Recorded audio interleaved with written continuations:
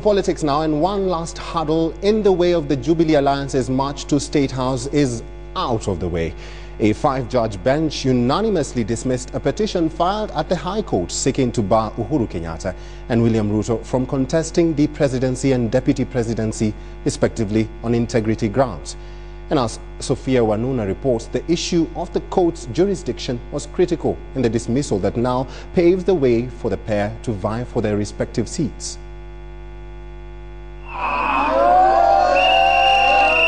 Friday afternoon outside the Milimani Law Courts, supporters of Uhuru and Ruto after the integrity case was dismissed. The High Court has today ruled that it does not have a jurisdiction to determine whether Uhuru Kenyatta and William Ruto are qualified to offer their candidature for president and deputy president. The High Court has no jurisdiction to deal with any question relating to the election of the president. That includes the question whether one is qualified or disqualified to contest the position of president under the Constitution or other law. The last legal hurdle that was threatening to forestall the political ambitions of Uhuru and Ruto has been cleared. The 5-judge bench also said that the petitioners had not exhausted other avenues presented by the IEBC and EACC on the integrity concerns they raised about the duo. Such institutions, for example the IEBC, the Ethics and Anti-Corruption Commission, are bestowed with the necessary powers to conduct, inquire and take disciplinary action. The court should not descend into the arena of inquiry. Its proper role is to ensure that the inquiry is undertaken to the acceptable standards set by the Constitution. The court further said that the ICC inductees have not lost their fundamental right to vie for public office, as the confirmation of charges was preliminary and hence presumption of innocence until proven guilty remains upheld. It has neither been alleged nor has any evidence been placed before us that the third and fourth respondents have been subjected to any trial by any local court or indeed the ICC that has led to imprisonment for more than 6 months. The confirmation of charges at the ICC may have formed the basis for commencement of the trial against the third and fourth respondents. The end result, however, cannot be presumed, neither is there sufficient evidence that at the end of it all, a conviction may be arrived at. The dismissed petition stemmed from charges of crimes against humanity that Uhuru and Ruto are facing at the ICC. This is a great day in the calendar of the Jubilee coalition. From the onset, quite a number of obstacles have been thrown our way in our pursuit of leadership of this country.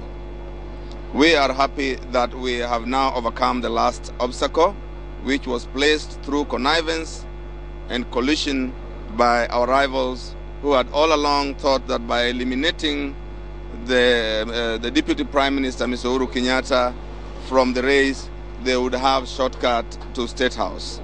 The reprieve from the courts today is a major boost to the Jubilee coalition's momentum as it hits the home stretch in the race to State House.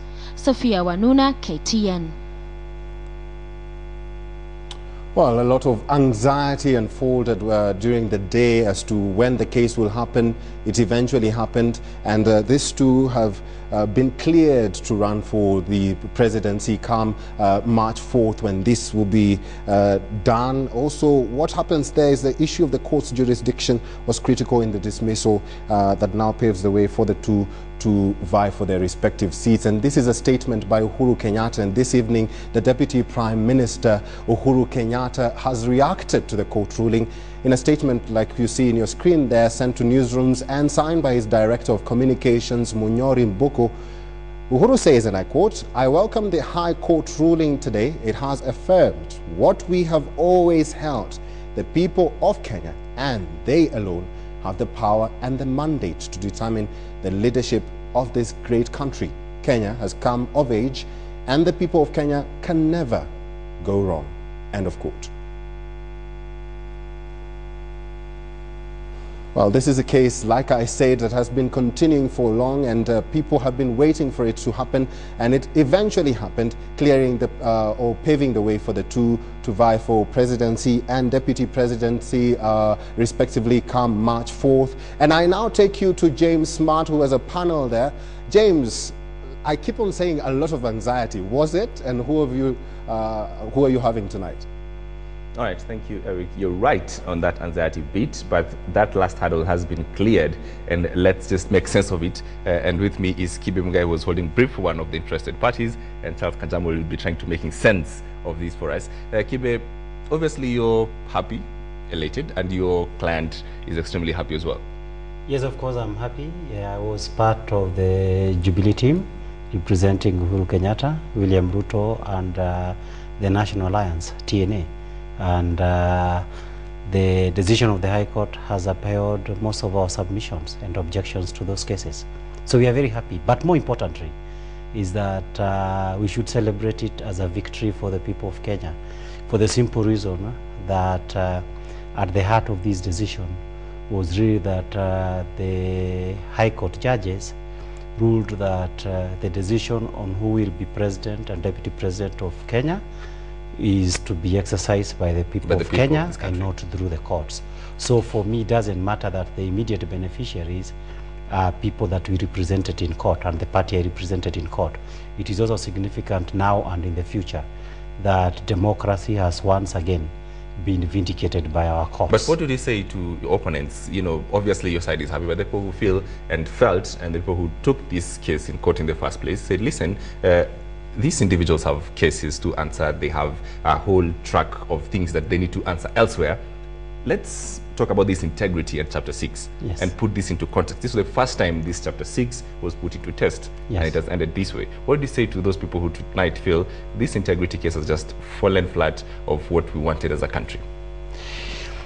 I think we should not mistake the general issues of integrity and criminal cases, because the High Court had a full chapter in their judgment that deals with what the judges were calling the interplay between Chapter 6 and the Bill of Rights, for this simple reason, that the Bill of Rights, for example, and this is for purposes of Uhuru and Ruto, provides that they have a right to be presumed innocent for purposes of a fair trial. And therefore, on that, the High Court said that the only way that you can uphold the presumption of innocence, the right to fair trial, is that in the meantime, you cannot make a mockery of it. If you are saying I'm innocent of something, then you say that I cannot do this, I cannot do the other one, then I'm not truly innocent in your eyes. Number two, which is even more significant, is that the case of the TNA, which what the judge said was correct, was that the issue goes beyond Uhuru Kenyatta and William Ruto, for the simple reason that these elections are about the formation of the government of Kenya and the first government under the new constitutions. Uhuru and Ruto are the candidates of Jubilee. They are not in this alone.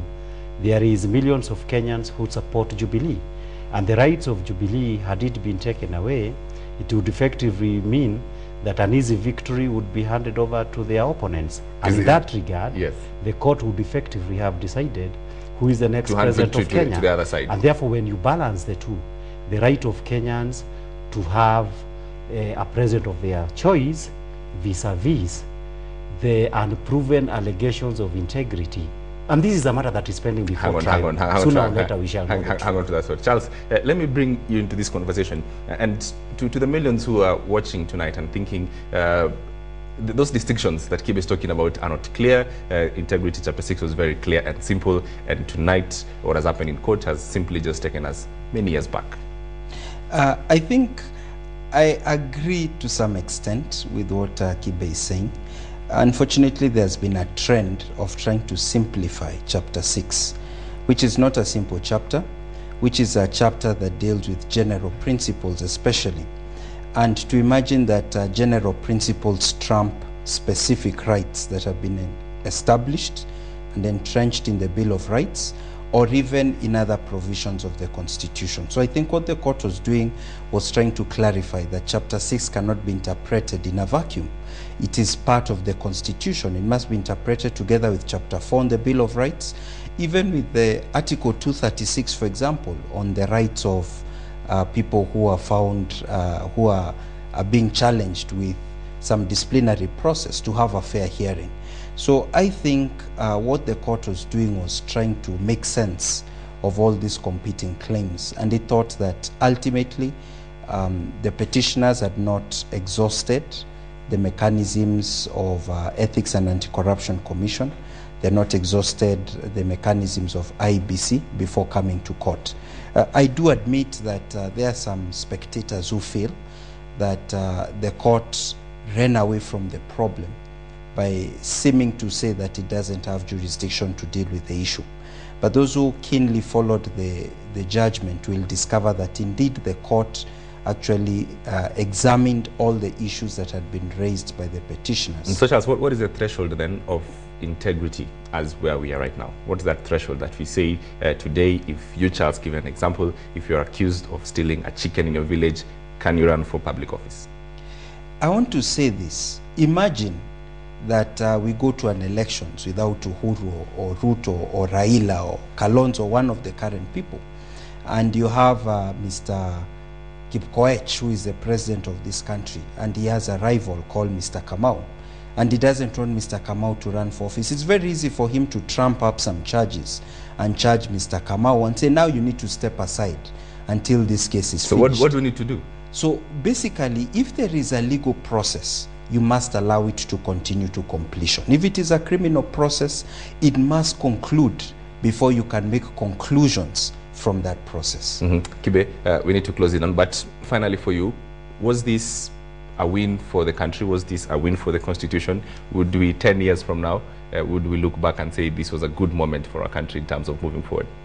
I believe apart from the decision of Joya that gave us a referendum that ultimately gave us a new constitution, this is one of the best moments from our courts. And I say this because, one, to the Constitution of Kenya, I believe in clarifying that Chapter 6 sets up an elaborate mechanism under which we can be able to determine who we can to make a finding as to who has violated that chapter. Then this court was actually upholding the Constitution. Let us remember what we call the principle of double jeopardy. This principle of double jeopardy operates this way.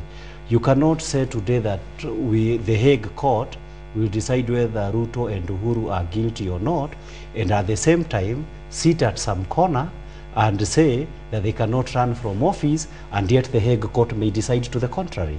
Number two, for the people of this country, it is important that by the court holding back and saying let political decisions be made in political forum, there is something else that they said, that in all countries, and they gave the example of Britain and America, if the president is accused of wrongdoing, you actually get him out of office through impeachment proceedings. And in this particular case, they specifically said that if for whatever reason, and therefore hope is not completely lost, if those Kenyans who believe that these people are guilty of impeachment, you need to get enough MPs and enough senators, and we revisit that issue after much if hopefully yes, Uhuru are elected as the president of Kenya. All right.